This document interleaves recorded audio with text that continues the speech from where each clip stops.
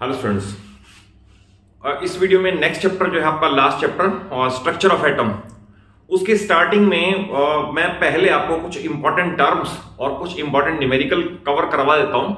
Subsequent videos में इसकी फिर मैं आपको जो एटॉमिक थ्योरीज हैं वो मैं बाद में कवर कर दूंगा। तो देखिए, इसके अंदर सबसे पहले स्ट्रक्चर ऑफ एटम में मैंने जस्ट फॉर एग्जांपल से कि सोडियम के एटम को कैसे रिप्रेजेंट करते हैं। अगर सपोज ये क्वेश्चन आ जाए 1 मार्कर में Na2311, what does it stands for? तो it stands for, Na stands for, it is symbol of sodium having atomic number 11 and mass number 23। किसी का भी ऐसे दे सकते हैं। और फर्स्ट ऑफ ऑल ये क्वेश्चन पूछा जा सकता है, जैसे सपोज ये लिखा है K3919, what does it stand for? K stand for potassium, 19 stand for atomic number, 39 stand for mass number। तो ये किसी भी एलिमेंट के एटम को रिप्रेजेंट करने का तरीका है।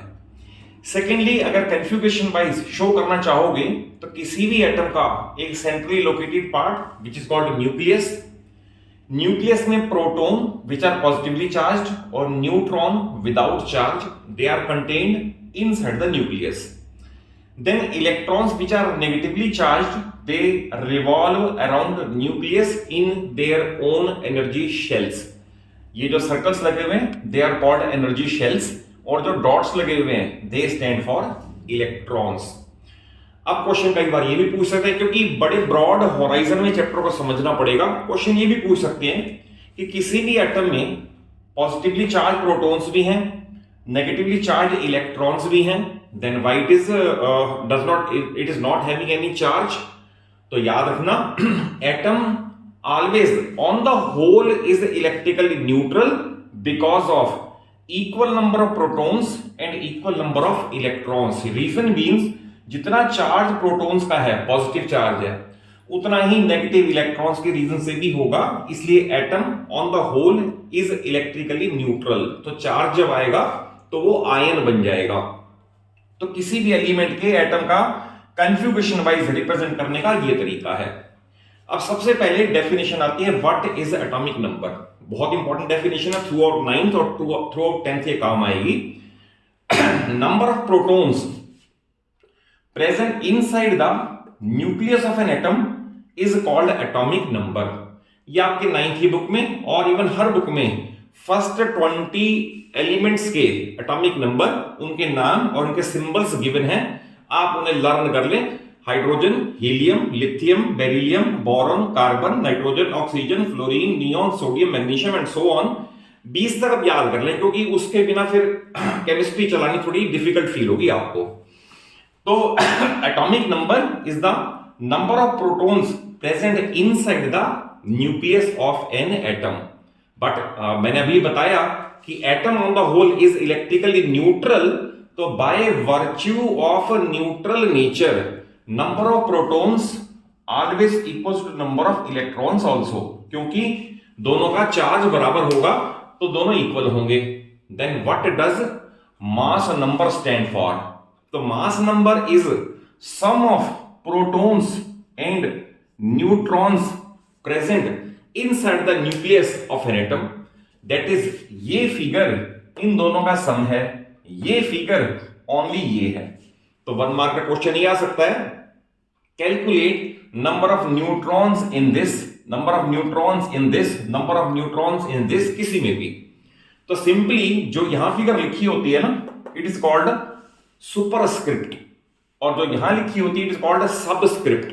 तो आप सुपरस्क्रिप्ट में से सबस्क्रिप्ट को लेस कर दो, you get the number of neutrons. जैसे 23 - 11, तो सोडियम में नंबर ऑफ न्यूट्रॉन्स 12 होंगे।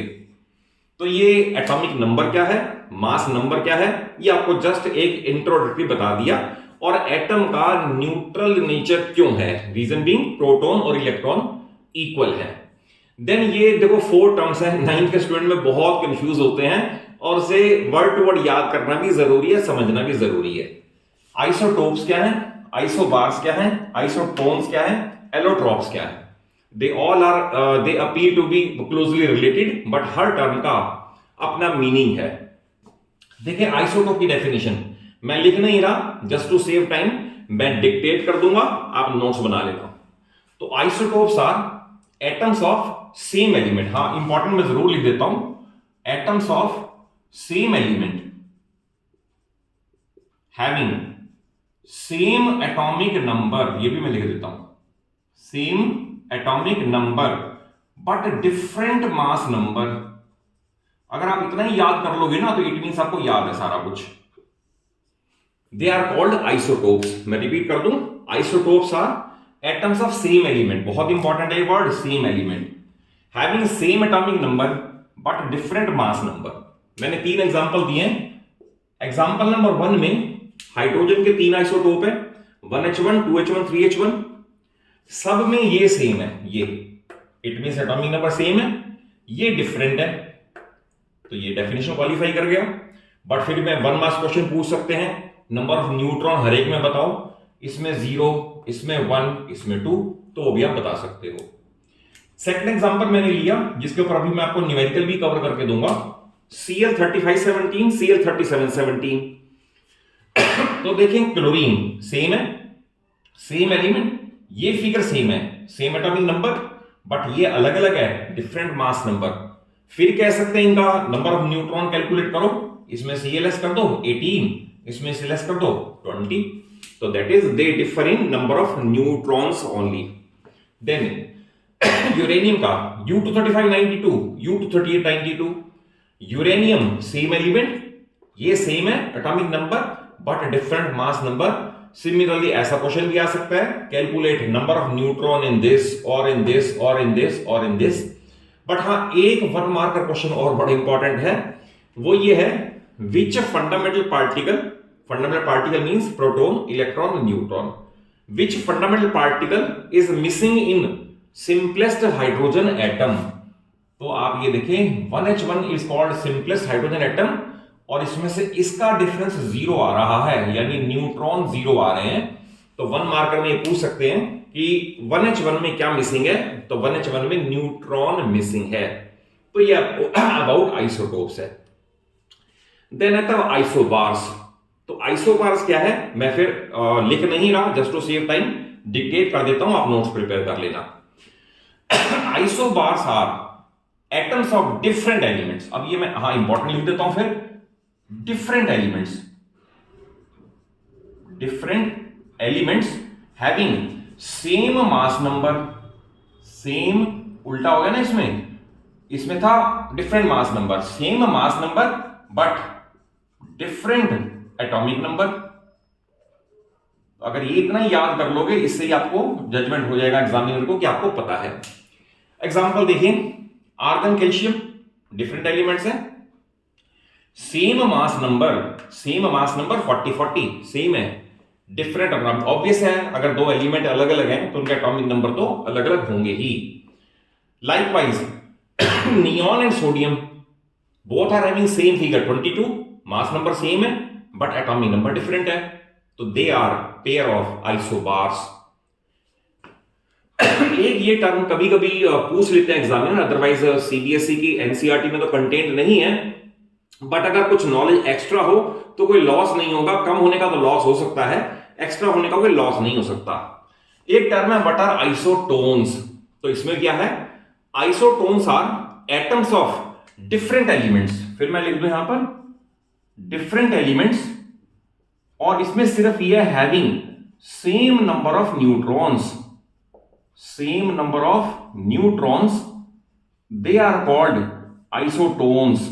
जैसे बोरॉन एंड कार्बन, आप देखिए बोरॉन के अंदर नंबर ऑफ न्यूट्रॉन, इनका डिफरेंस करके 7 आ रहा है, लाइकवाइज कार्बन के इसमें भी डिफरेंस 7 ही आ रहा है, तो they are a pair of isotones.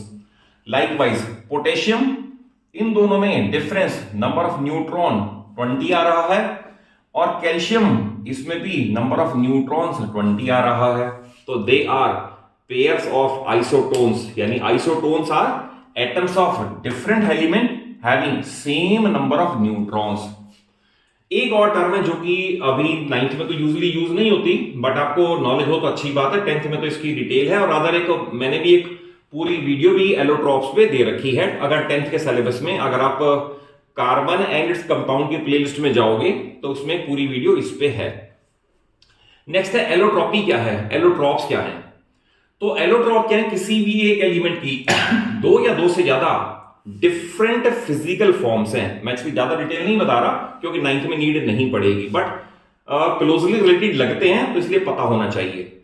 तो two or more different physical form of an element, they are called allotropes and the phenomena is called allotropy. जैसे अगर सपोज आप एग्जांपल ले लेट अस, जो सबसे इंपॉर्टेंट है कार्बन का, तो कार्बन का डायमंड एलोट्रॉपिक फॉर्म है, देन ग्रेफाइट ये एलोट्रॉपिक फॉर्म है, देन फुलेरीन, तो फुलेरीन भी इसकी एलोट्रॉपिक फॉर्म है। लाइकवाइज सल्फर के भी हैं, सल्फर के भी एलोट्रॉप्स हैं, लाइकवाइज फास्फोरस के भी हैं, but at the level of 9th आपको इसकी नीड नहीं पड़ेगी। यस, ये जरूर पता होना चाहिए कि दो या दो से ज्यादा physical form of an element, ध्यान रखना एलिमेंट यानी ये भी कार्बन ही है, ग्रेफाइट ये भी कार्बन है, फुलेरीन ये भी कार्बन है। तो डिफरेंट फिजिकल फॉर्म्स यानी फिजिकल प्रॉपर्टीज में तो डिफरेंस है, बट केमिकल प्रॉपर्टीज सेम है, they are called allotropes and the phenomena is called allotropy. अब इसके नेक्स्ट पार्ट में इसकी आपको एक या दो बहुत इंपॉर्टेंट न्यूमेरिकल कवर करवा देता हूं जो आपको इन एवरी केस कर ही लेनी चाहिए, और इनवेरिएबली एनुअल एग्जाम में आपको सब में वो न्यूमेरिकल्स अपीयर होते नजर आएंगे आपको। देखो वीडियो के इस पार्ट में मैं तीन बड़े इंपॉर्टेंट न्यूमेरिकल कवर करवा देता हूं, इनवेरिएबली इन्हीं तीन में से कोई ना कोई आ जाता है और अगर सपोज नहीं भी आता तो आपको एक टाइप कवर हो जाएगी और आप इसे इजीली कर सकेंगे। तो आप इन क्वेश्चन को कॉन्सेप्ट वाइज समझ के चलें। इसमें है chlorine occurs in two isotopic forms, 75% of Cl3517, 25% of Cl37, यानी ये सैंपल 25% है, ये सैंपल 75% है। क्वेश्चन है find average atomic mass of chlorine. ये आपको पता होना चाहिए कि क्लोरीन का एवरेज एटॉमिक मास 35.5 आता है, पर वो आया कैसे, वो इस न्यूमेरिकल के थ्रू कवर होगा। तो देखिए इसके अंदर एवरेज एटॉमिक मास पहला है 75%, परसेंटेज मींस आउट ऑफ 100, और ये इसका कंट्रीब्यूशन है मास 35 वाले से, ऐसे like this, plus 25% means out of 100, और इस सैंपल का मास है 37, ऐसे। अब आप इसमें दो इट कैन कैंसिल कि 25 से 5 से कैंसिलेशन कर दो, बट आई विल एडवाइस कि इसे ना करें, कैलकुलेशन आसान हो जाएगी। 75 इंटू 35 ये आ जाएगा 2625 अपॉन 100, प्लस फिर आएगा 25 इंटू 37 ये आ गया 925 अपॉन 100। अभी भी कैंसिल हो सकता है बट नहीं कर रहा, रीजन बीइंग एलसीएम लेना आसान हो जाएगा इससे, प्लस 2625 ये आ गया 3550 अपॉन 100, और इसे कैंसिलेशन करके 35.5 यू इज द आंसर।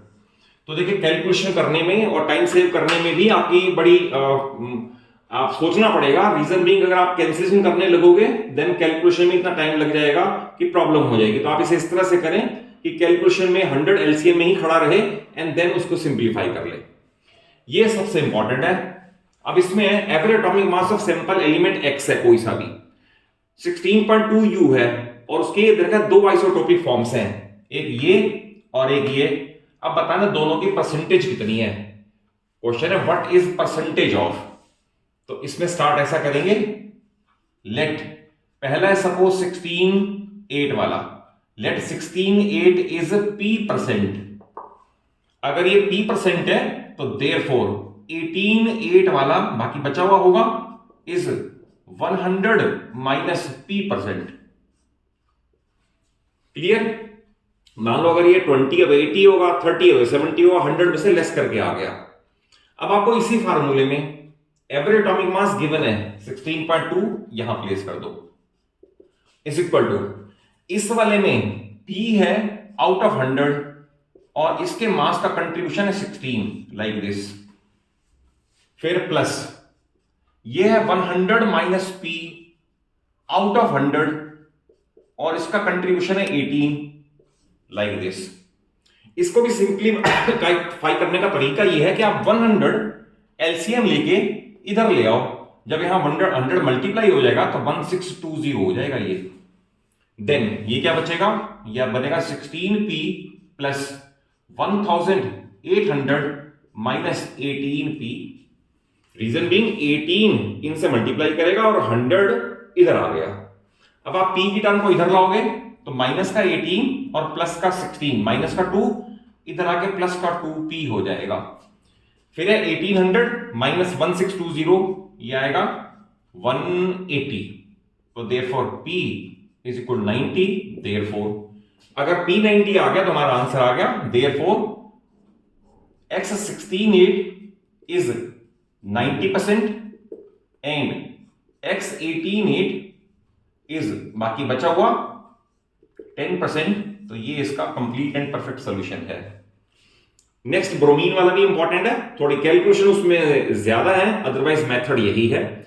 अब इसमें गिवन है कि एक सैंपल में 49.7% ये सैंपल है, 50.3% ये वाला सैंपल है। फिर क्वेश्चन वही है, find average atomic mass of bromine. Starting वैसे ही करनी है, average atomic mass, average atomic mass is equal to, पहला है 49.7 आउट ऑफ 100 और इसका कंट्रीब्यूशन 79 के रीजन से है, इंटू 79 प्लस सेकेंड वाला है 50.3 आउट ऑफ 100 और इसका कंट्रीब्यूशन 81 की वजह से है।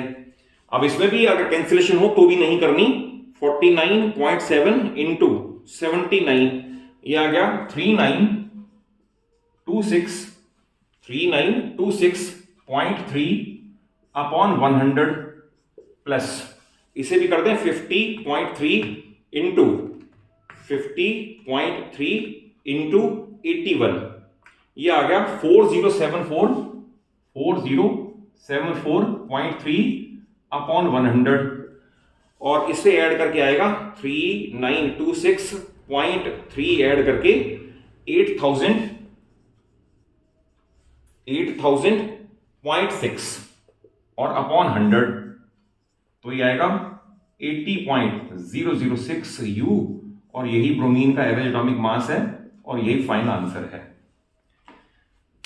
और अगर कॉन्सेप्चुअली क्वेश्चन अच्छे से समझ आए हो, वीडियो अच्छी लगे तो जरूर एक अच्छा सा लाइक दो, अपने सभी फ्रेंड्स को, सभी क्लासमेट्स को शेयर कर लो और चैनल सलूजा क्लासेस को इसलिए कह रहा हूं सब्सक्राइब कर लो कि पूरी 9th और पूरी 10th through my rich experience मैं अपने चैनल पे पूरी फिजिक्स, केमिस्ट्री और मैथ्स लोवेस्ट लेवल से लेकर टफेस्ट लेवल तक अपने चैनल पे कवर करके दे दूंगा आपको।